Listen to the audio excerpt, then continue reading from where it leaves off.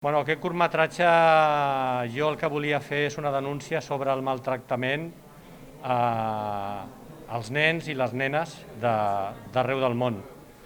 I està inspirat en diferents històries reals, entre d'altres la de la meva companya sentimental, que va ser una nena maltractada.